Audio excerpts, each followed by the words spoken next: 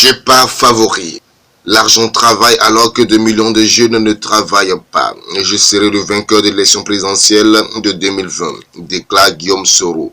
Difficile à croire lorsqu'on sait que l'ex-premier ministre puis président de l'Assemblée nationale est sous le coup d'un mandat d'arrêt international sous l'injection d'Alassane Ouattara.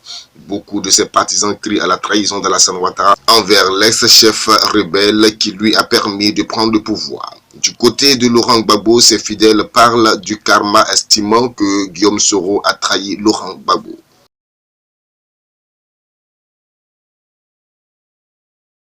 Dans un entretien accordé à la presse locale, Doumbia Kader, le président fondateur de Victimes de Guillaume Soro, en abrégé VGS, fait des révélations sur l'ancien chef rebelle Guillaume Soro qu'il juge de roublard, traître et ingrat. Se prononçant sur les raisons qui ont conduit Laurent Gbagbo et l'armée ivoirienne à mener l'opération Dignité en 2004 pour reprendre le territoire perdu du nord du pays, le président du VGS explique que cette décision a été en réalité la conséquence de la sournoiserie de Guillaume Soro. Contacté Feu Désiré Tagro, alors conseiller de Gbagbo, pour lui dire que les forces nouvelles sont prêtes à désarmer et qu'ils avaient réussi à convaincre les chefs de guerre. Sauf que c'est IB qui ne voulait pas entendre raison pour l'application de l'accord de Linas Makoussis. Comme c'est De Villepin qui veillait à l'application de l'accord, il lui a également dit que les forces nouvelles sont disposées à désarmer. Mais la menace qui plane sur nos têtes, c'est IB. C'est comme cela qu'ils ont organisé l'expédition de IB vers la France.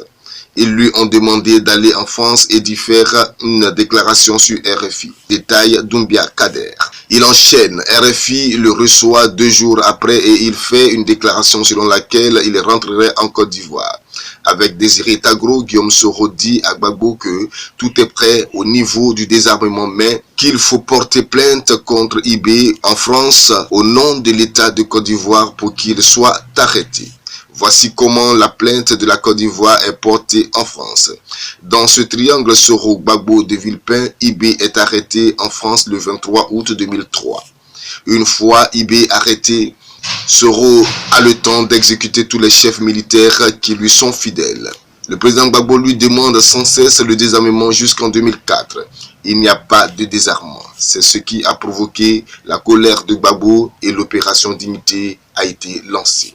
Doumbia Kader, se basant sur le contour de cette affaire sombre pour démontrer le double jeu de Guillaume Soro, tirant les ficelles dans le dossier IB pour déduire que l'ancien secrétaire général des Forces Nouvelles avait trahi Laurent Gbagbo et par la suite a trahi Alassane Ouattara en le manipulant sur le cas IB juste après le 11 avril 2011. Analysant la déclaration de Soro qui accuse Alassane Ouattara d'avoir été ingrat envers lui, Doumbia Kader revient sur certains faits marquants et met en évidence le fait que c'est Guillaume Soro qui a été ingrat envers le président ivoirien. Ouattara a nommé Soro Premier ministre, il a fait de lui président de l'Assemblée nationale en violation de la Constitution. Des 2 personnes, qui est l'ingrat, s'est-il interrogé. Pour lui, pas question de soutenir Guillaume Soro ou de permettre qu'il devienne président un jour en Côte d'Ivoire.